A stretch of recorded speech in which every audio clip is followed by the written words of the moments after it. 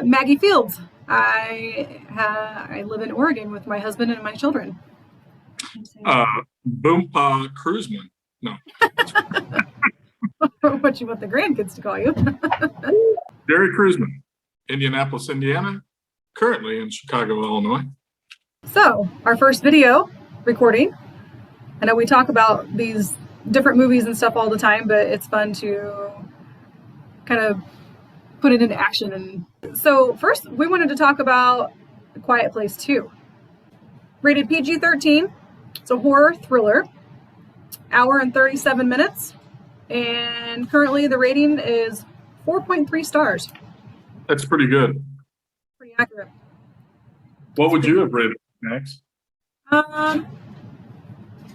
About that, maybe even a 4.5. I really liked it. And I know we had talked about it a little bit, and you said that it was just as good or even better than the first one, and I agree. There's not very often are the sequels better than the first one. Right. I will agree. I think, not to interrupt you, but I think that what they're able to do with this one was they had established so much with the first one. Actually, let me take that back. They didn't establish a whole lot with the first one. So this one was filling in a whole lot of gaps. And I think that's why it hit more home with me and just was more vibrant, because even from the very beginning, the opening sequence to this, it just opened a lot of doors where it's almost like we caught this movie, the first movie, like right in the middle. And there was so much going on either end of it. And I thought the second, Quiet Place 2, really filled in the gaps. I think one of the things I liked about it a lot was it took away that hesitancy for you to even reach into a box of popcorn or rip open a candy wrapper, because the movie was so quiet. I mean, almost the entire movie was so quiet. And this one kind of took it a little different direction. Yes, I totally agree. And the part, like, you think that it's super, super quiet. And then it gets to the part where the girl is in, when she goes off by herself, the daughter. And Melissa. Yeah, her hearing aids are gone. And then it's like completely silent. Like you almost feel like you need to like play with your ears or something, because you're like, is it seriously that quiet? It was unbelievable. It was really, really crazy. And it wasn't just for a second. I mean, it was for a while, and it was just like, wow, I can't believe that, they pulled that off. It was really, really awesome. So. Melissa Simmons, just to fill in the gap a little bit, 18 years old, a deaf actress, lost her hearing at 12 months old from a medication overdose. And she is just unbelievable as a little actress. I'm just amazed with what she does, not only in the first movie but the second movie, and I'm just excited to see where this gal goes in the future. Yeah, absolutely. And the article that I read was she's trying to get more actors and actresses that are hearing impaired, because you don't see that very often. And, there's got to be more people out there that would probably love to pursue acting. And she's trying to help push that for them as well. So I think that's pretty awesome. And the fact that John Krasinski wanted to have her more of a lead role, I respect that. I really love that. I like him a lot. So it was pretty awesome. Yeah. What did you like the most about the second movie? I knew it was coming, but I really liked the car scene in the beginning when she, Emily Blunt, yes. When her character was driving the car and she had to reverse really fast. That was pretty intense. And I think most people who are really into this movie have read that, that was actually, kind of put a little bit of strain on them, I guess, because she had to do that. And, she was really driving that car. She was really doing that. So, that's what I read. So, that was awesome. I think it wasn't my favorite part, but I think one of my most favorite parts was before the movie even started, and that was the introduction by John Krasinski. Just inviting everybody back to be able to experience the movie in the theater as a group, you know, normalcy or trying to get back to normalcy. I really appreciated that. I thought it was excellent.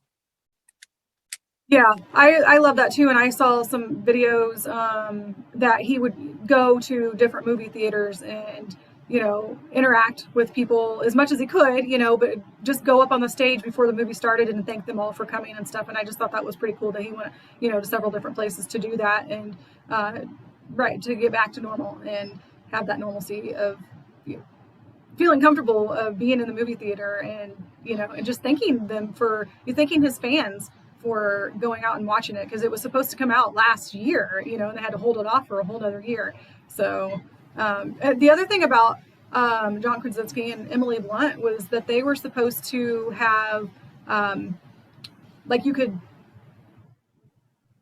sign up or whatever, or put your name in to, you know, to try to have a little trip with them and go and hang out with them and like for the day and just like be with them and like part of the, you know, for part of the movie and stuff like that, you know, fans could go do that. And I was like, that would be so amazing to do that. And I don't know if it ever happened or not. I'm not sure that if it did, I never heard about it.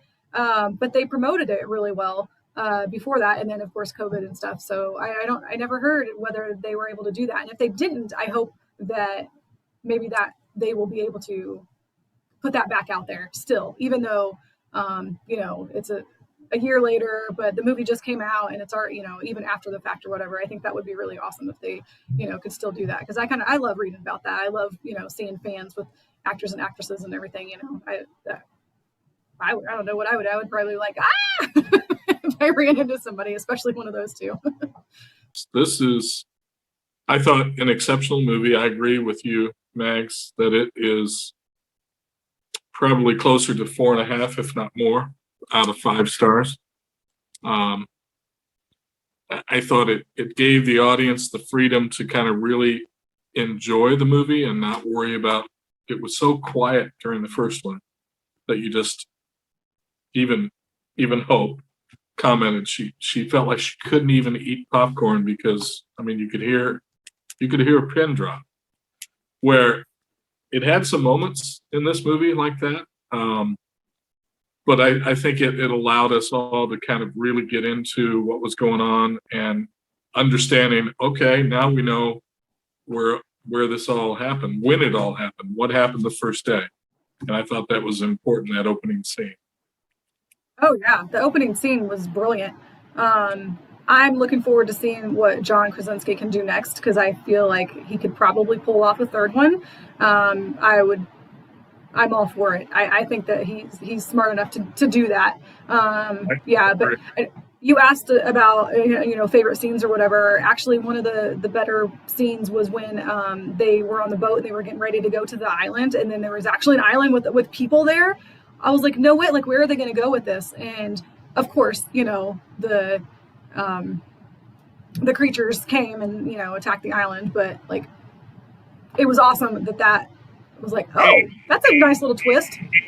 I agree with you. I thought that was interesting. I also agree that definitely left it open, and rightfully so. I think it's planned that way for at least a 3. Yeah. 3, sorry, not 2 2s, but 3. And I don't know. I felt like he could have went a little bit further with the second movie, but it was just about the right time. And I'm not even sure, unless you know, how long the first movie was. It was probably about the same, right? About an hour and a half. Yeah, it was. Yeah, it wasn't too long, and it was just like kind of great because it did lead you up to, like, you knew there was going to be a second movie. You're like, oh yeah, like you're excited for that because you could go prequel, you know, the pre, you know, before, like when it all started. So to add all that in was just, you know, obviously a great idea. I'm gonna be the filler person at this point. So for those folks watching that don't know the details or some of the details about this movie are some of the actors and actresses, but John Krasinski wrote and directed this, and exceptional job. Married to Emily Blunt, who starred in it. Starred Cillian Murphy, Irish actor I love in lots of different things. But I think probably what gravitated me more than anything else was Melissa Simmons, who we talked about. Yeah. And I apologize because I don't know this little actor's name, but their son, I thought, did an exceptional job. And I'm not giving him credit because I don't know his name, but we can look it up and throw it in there. But his acting during a particular scene where he gets caught in a trap, I fully believe that he was caught in that trap. I mean, it was just unbelievable. Yeah. I mean, I felt his pain. Absolutely, yeah. I love when you can feel that from the actors. Like, you're really like, you get chills and stuff because you're like, oh my gosh, like, they're not just acting anymore. It's really happening. That's what it feels like. They were really bringing that movie actually to life. So Morgan had a fun idea that, how you give like 5 stars or, whatever, or there's even like the Rotten Tomatoes and stuff. Well, we don't want to go rotten on this because it's definitely not rotten. No. But it might be fun, and we can change it up every time if we want to. We can just do stars, but we can do 5 golden nuggets or 5 movie reels, or like 1 to 5. Like, what do you think? I'm gonna give The Quiet Place myself a 4.5 popcorn. Popcorn. Wow. Popcorn for the first one. I am gonna give it 4.6 M&M peanuts. Before we talk about the second movie, The Tomorrow War, I wanted to know what your top 2 favorite movies of all time are. Oh my. Yeah. Oh, that's a hard one. Or maybe if you have like a list that you'd like. Let me set the table for everyone who's watching, including my daughter and granddaughter. I watch so many movies, easily at least one a night. And if I can't find one that I haven't seen, I will unfortunately go out and rent one just so I can see a new movie. In fact, I have a movie that I have to finish up tonight that I rented last night that I started to watch. But yeah, I've been in movies all my life, or at least into movies all my life. And to be able to narrow it down to a couple is going to be pretty tough, but I will go with one off the top of my head, and then I'll circle back and try to fill in the gap. But Saving Private Ryan is probably one of my favorite, and happens to be my favorite director, Steven Spielberg. An exceptional war movie, and if you haven't seen it, you gotta watch it. Agreed. That is an amazing movie. I've seen that a great handful of times, and it never gets old. One of The Goonies, it's probably backwards, but that would be my childhood all-time favorite movie. I will always say that. I can't go, I can't go off of that. But more recently, a movie that I wasn't even sure, wasn't gonna watch it, and then I watched it with Morgan. We watched this with me. I'm like, all right, fine. Little Women. 2019 version. Absolutely amazing. We cried at the end. We looked at each other and we cried. It was just, I couldn't believe that I would love it that much. It is fantastic. If you haven't seen it, gotta watch that one. All right, so my second movie, and this is going to go way back.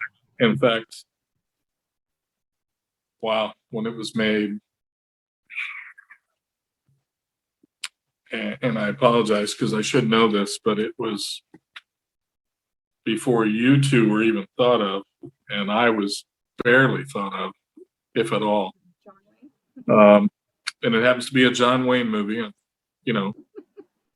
But The Quiet Man with John Wayne and Maureen O'Hara, in Ireland, of which I visited the village Kong, where it was filmed, and it's just unbelievable to be walking in the same footsteps as those actors and actresses. Another note, and you know this, Maggie, is I got to meet Maureen O'Hara at the Historical Society, and when I went up to talk to her, she actually touched my arm. Oh! And I thought I was going to lose my mind, but all over. Yes, but such a good movie. Probably not everybody's cup of tea, given its age, but such a great director in John Huston, and several great actors and actresses. Victor McLaglen, who was the nemesis to John Wayne in that movie, and then of course Maureen O'Hara. I mean, you just can't go wrong. So good movie. And I just want to say this too, because I keep thinking about it. One of my other favorite movies that I've seen is The Martian with Matt Damon.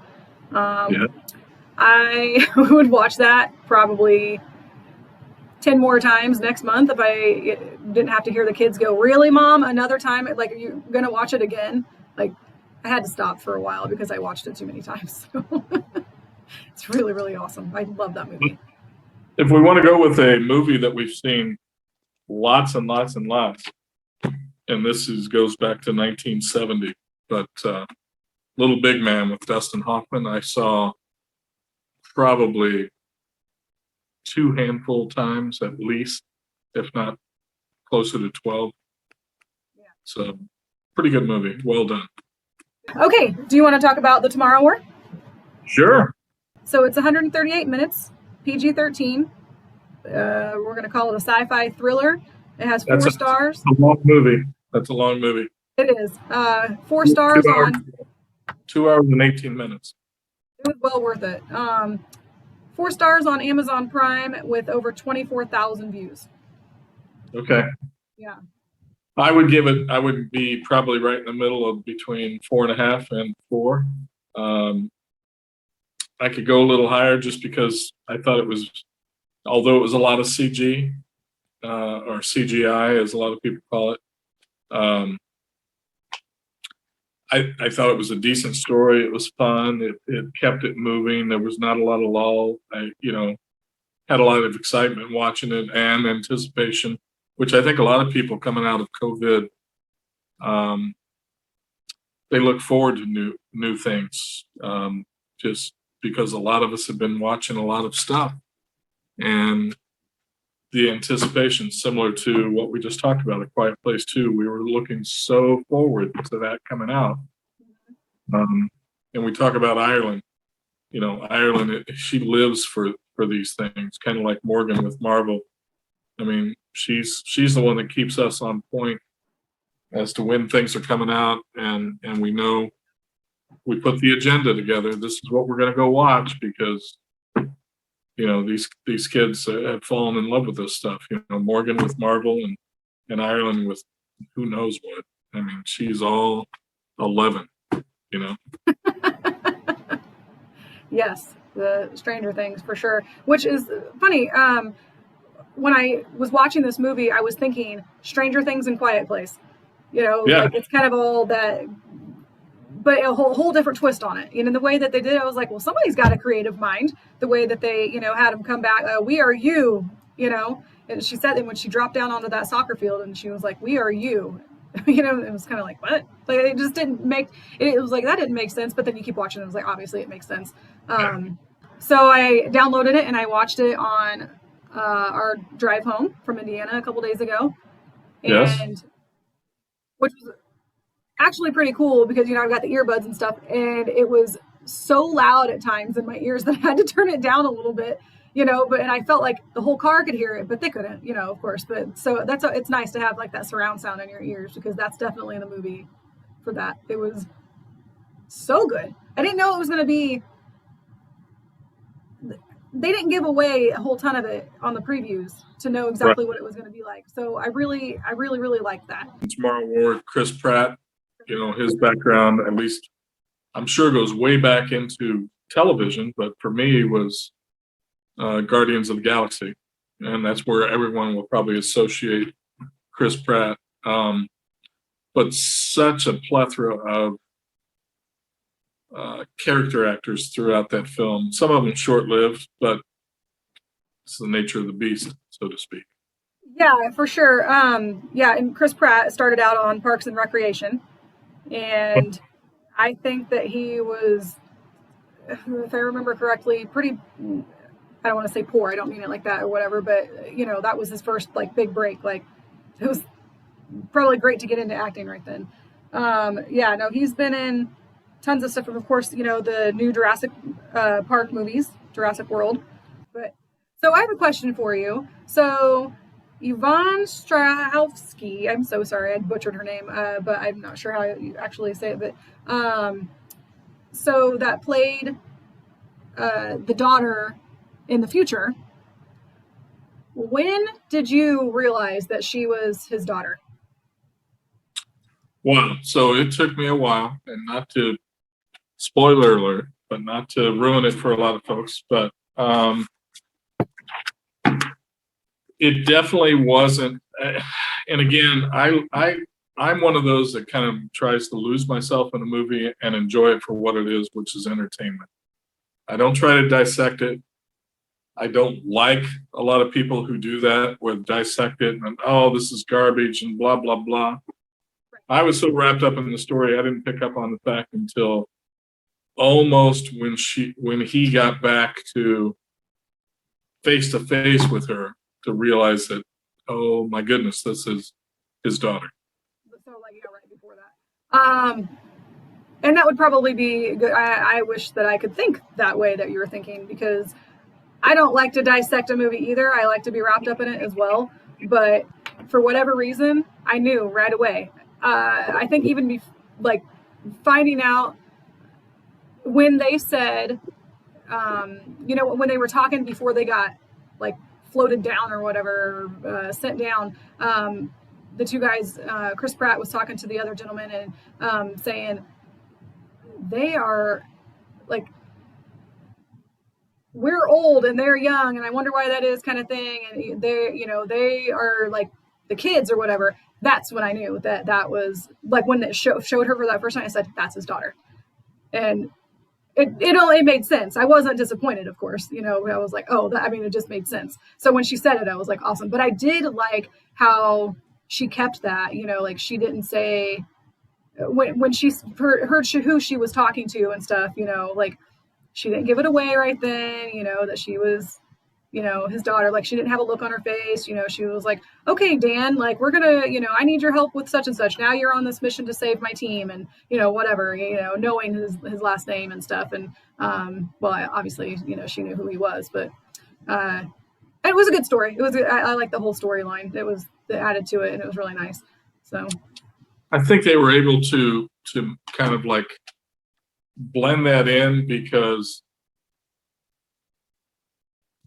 leading up to that where they first went from the past to the future, there were a lot of unknowns. It was all scrambled up, and the impression I got was, they were failing more than they were succeeding. So what we were going to witness is another failure, or for the most part, a failure. That was the whole reason they did what they did, to secure some forces from the past. So it really set me up for a whammy, because I was so wrapped up in, oh my God, they're gonna fail, but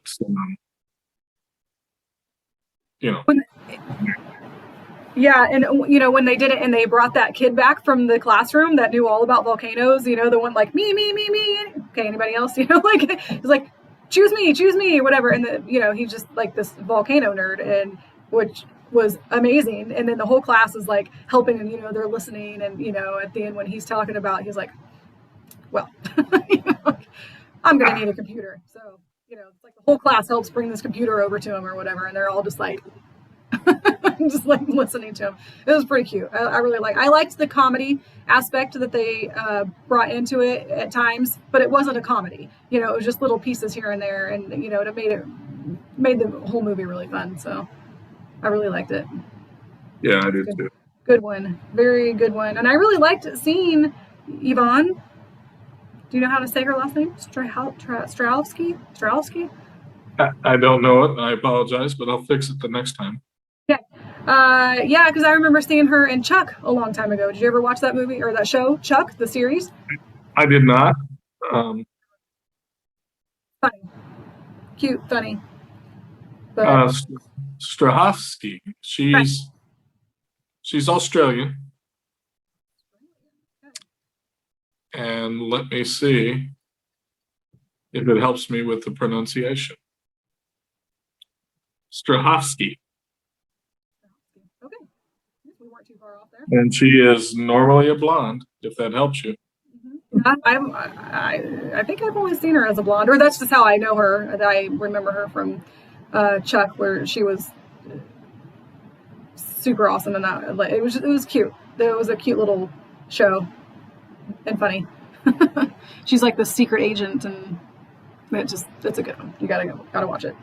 So J.K. Simmons is in this one. You know, he's my God, he's just awesome. Oh. He's so good at everything that he does. I wish I could look like him.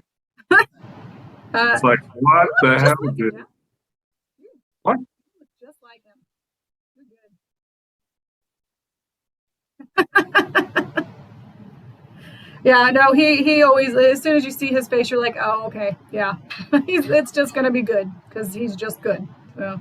You know, one of the characters I loved in this thing, and the reason I rented one of the movies I rented last night, and I have to finish tonight, is Sam Richardson.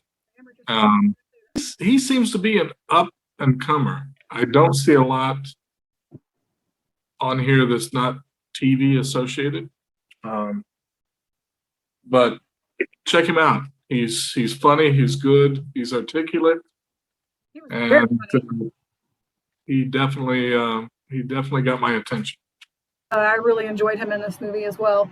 And he and Chris Pratt seem like they could probably just be like best buds if they weren't after this movie. I don't know, or even before. I don't know, but their roles together were it was pretty good. He was funny. He cracked me up.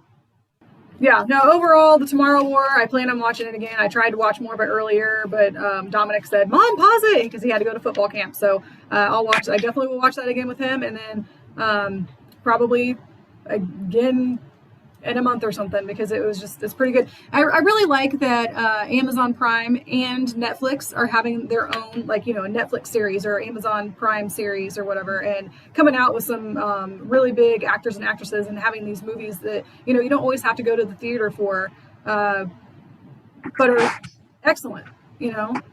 Let's see, this rating, Tomorrow War, I'm going to go ahead and I'm going to give it a 4.5 out of 5 avocados.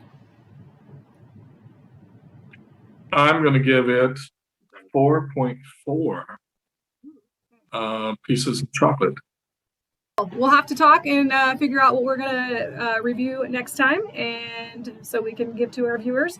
And we appreciate you watching. Thank you so much.